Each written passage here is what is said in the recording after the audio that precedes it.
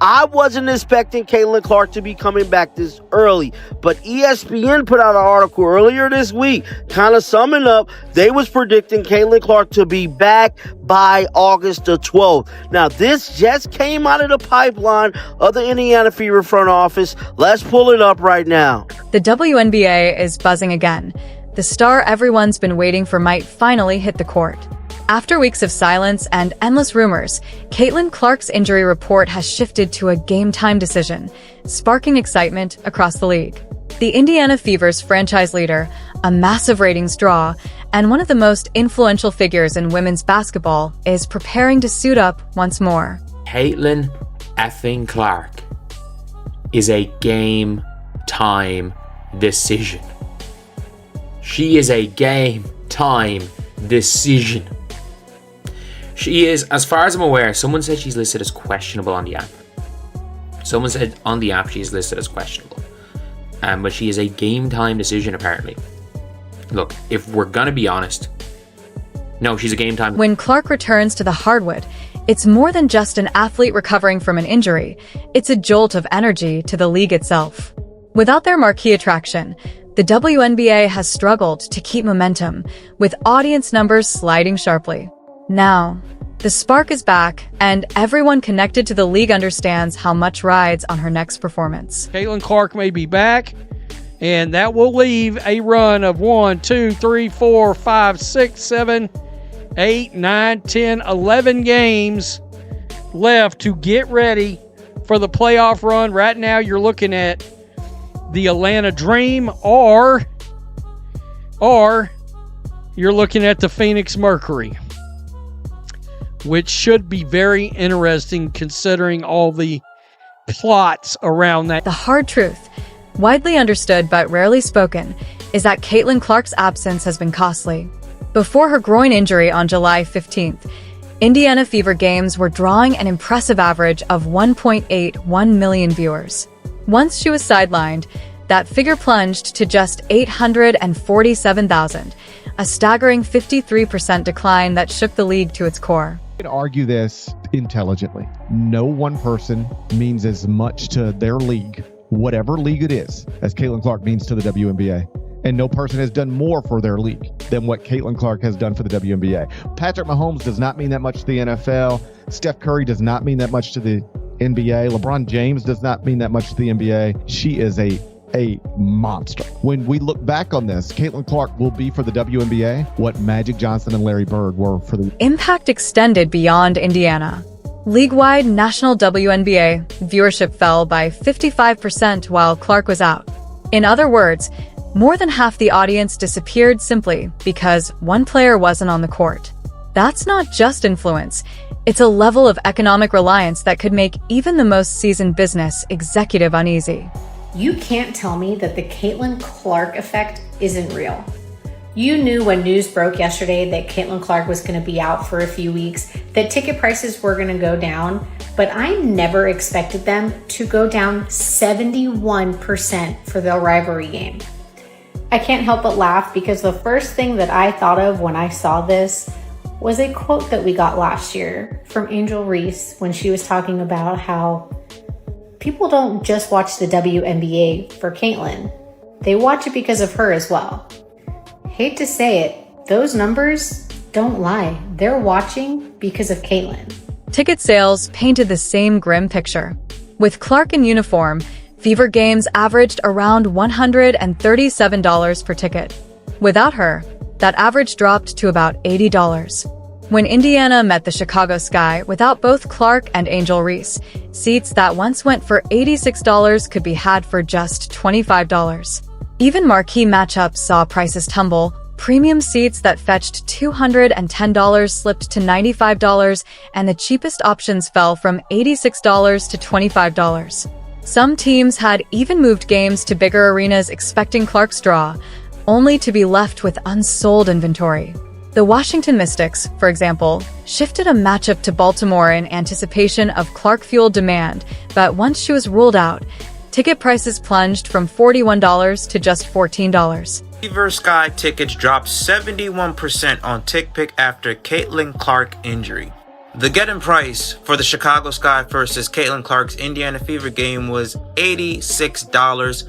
After Caitlin Clark's injury announcement is now down to $25. And you Angel Reese fangirls will still believe and think that Angel Reese is the reason why people are watching the WNBA. Sports economist Ryan Brewer estimated that Clark's influence on the game could be worth as much as $1 billion this season.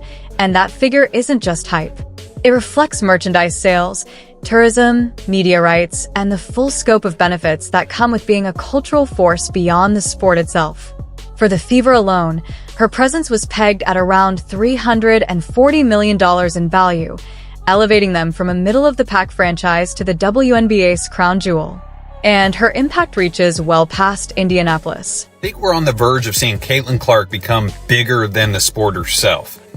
WNBA viewing attendance is up over 200% since she joined the league. The Indiana Fever actually are outselling the Pacers, averaging over 17,000 attendance per game. That's crazy.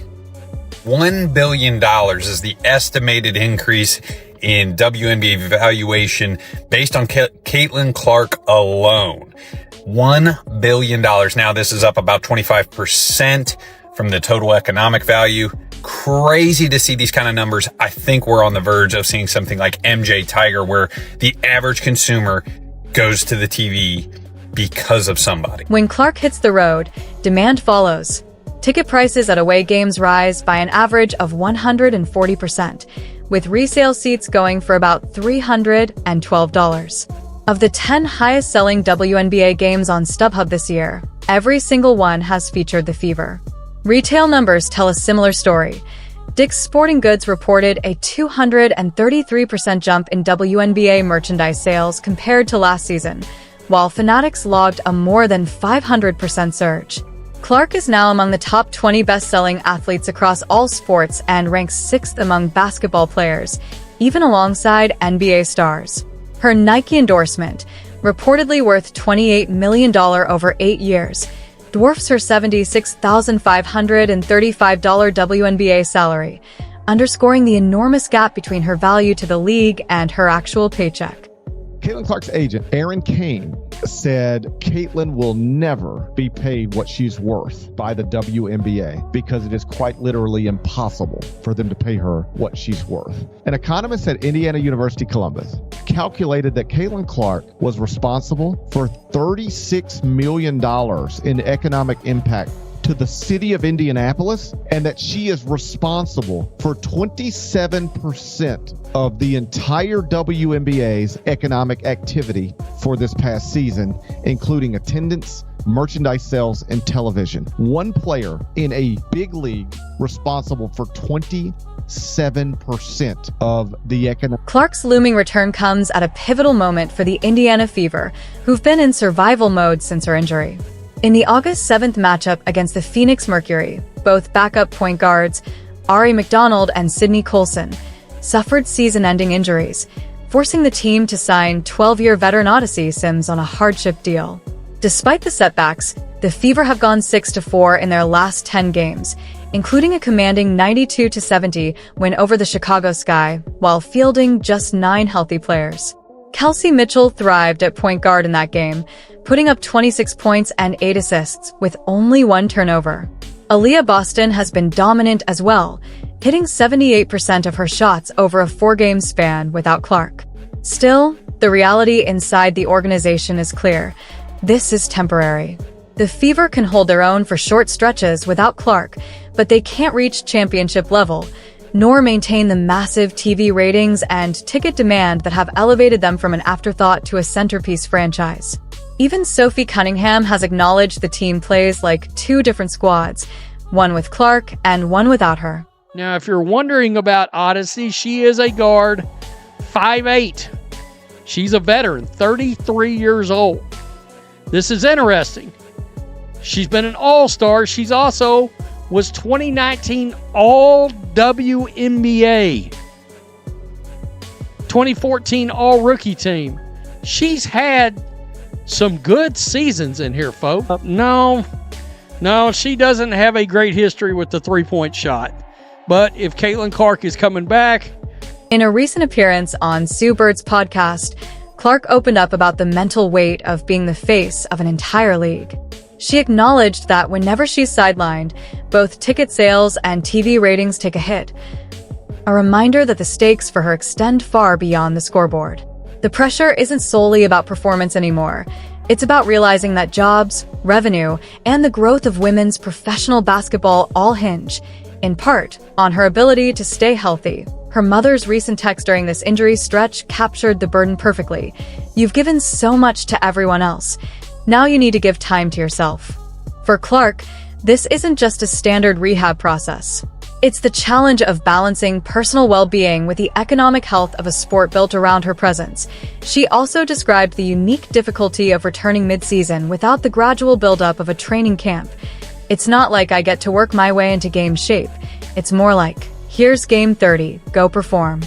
Dealing with the unpredictable nature of soft tissue injuries, she knows every missed contest carries significant financial ripple effects across the league. Being active and playing 4 games and then not, and like not feeling the best, and then like frustrated of like how hard I worked in the off season, and then like all I do is rehab and like continue to do this process, and just like trying to trust that the best I can. And obviously there's really frustrating days, and there's days where like it's a little bit easier and like you're very, very motivated and like you're close to the finish line of getting back and being back. And then like, it's not like I have a training camp to like build up to like playing my first game again. It's like, no, like you're tossed into game 30, like go try to play well. Like it's hard. Like when Clark finally steps back on the court, and all indications suggest it will be very soon, expect chaos in the best way possible.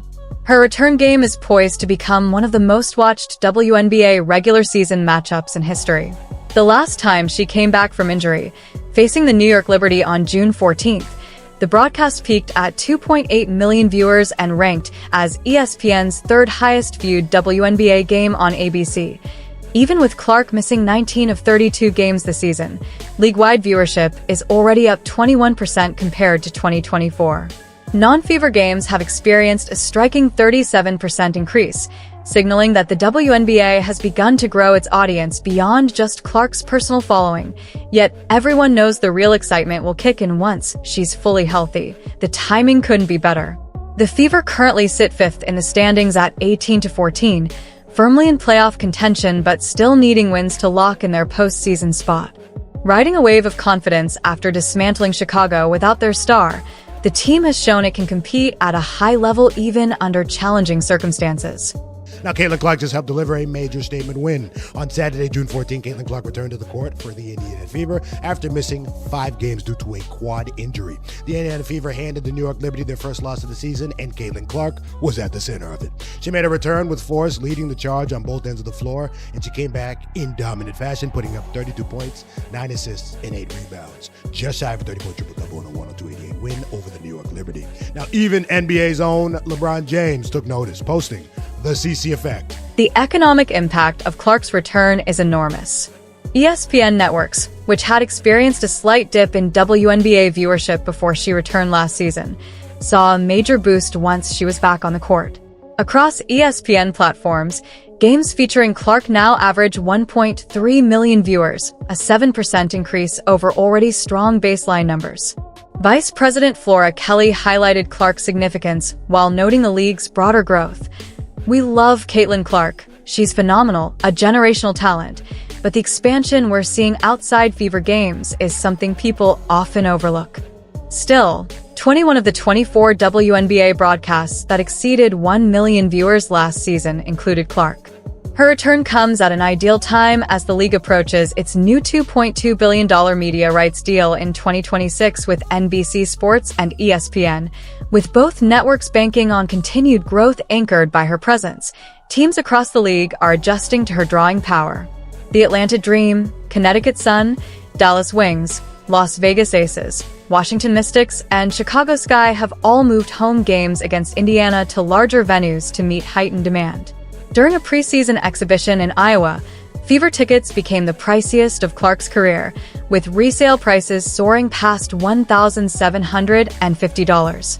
Caitlin Clark continues to crush the viewership department and bring in those big ratings. This is from ESPN PR. This past Sunday, ABC aired another of its most watched WNBA games ever with the Indiana Fever's win over the Dallas Wings. It averaged 2.1 million viewers and peaked at 2.5 million viewers. WNBA on ESPN is up 7% from last season, man. What? The numbers are crazy. The numbers are crazy. She's a draw. Clark's return is critical for the Fever for more than just fan excitement. Even with back-to-back #1 overall picks in Aaliyah Boston and Clark, the team's championship window is more immediate than most realize. The WNBA's salary structure and competitive balance make long-term dominance challenging, so the Fever must maximize Clark's rookie contract and the momentum she's generated before other teams close the gap. Coach Stephanie White is acutely aware of the stakes. The margin for error when facing championship-level teams is incredibly small. To support Clark, the Fever made bold off-season moves, adding experienced players like Dana Bonner, Natasha Howard, and Sophie Cunningham, a clear acknowledgement that this window for success may be brief. Clark herself set the tone early in the season. "My expectation is for us to try to win a championship." That wasn't empty talk. It was a declaration from a player who understands her exceptional place in the sports world. Early season victories, including a 93-58 rout of Chicago in which Clark notched a triple-double, along with competitive showings against defending champion New York Liberty, confirmed that the Fever are legitimate championship contenders. I have not seen Caitlin Clark since the beginning of July. A lot of people have predicted her to be out around the end of August, but this is a great update, saying that she could possibly play tomorrow, going up against Paige Beckers. Now, we know they have been having this crazy narrative about Paige and Caitlin, Paige being better. Everything will be put to bed tomorrow. I pray Caitlin. Clark's return is about far more than just getting back on the court. She's stepping into a league where every opponent understands that their careers, earnings, and visibility are now tied to her performance. Other players are feeling the pressure because the reality is unmistakable. The WNBA's recent growth has been driven largely by Clark, with everyone else in supporting roles. For decades, the league worked to build a sustainable, collective product, but Clark's absence revealed just how fragile that structure can be. When one injury can cause viewership and ticket sales to plummet, it raises serious questions about what could happen with future injuries or, eventually, her retirement. These concerns are constantly on the minds of league executives. Her comeback also arrives amid a grueling schedule that has already led to injuries for other teams. She'll be facing top-tier competition under national scrutiny, with every player watching to see if she can return to her pre-injury level. The mental chess has already begun, and Clark's first game back signals the start of a high-stakes battle for the future and identity of women's professional basketball. 2.1 million average viewers to watch the Indiana Fever, Caitlin Clark, take on the Dallas Wings. ABC airs another of its most watched WNBA games ever. WNBA games ever. Ever.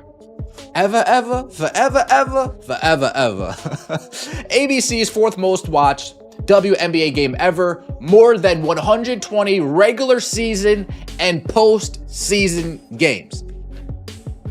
More than 120 regular season and postseason games. This is more than most WNBA finals games, including last year. Clark's return carries significance that goes far beyond just economics. She has emerged as a cultural icon, drawing in fans who might never have followed women's basketball before. Her games now rival NBA playoff matchups in viewership, and her influence reaches audiences that traditional WNBA marketing has struggled to engage.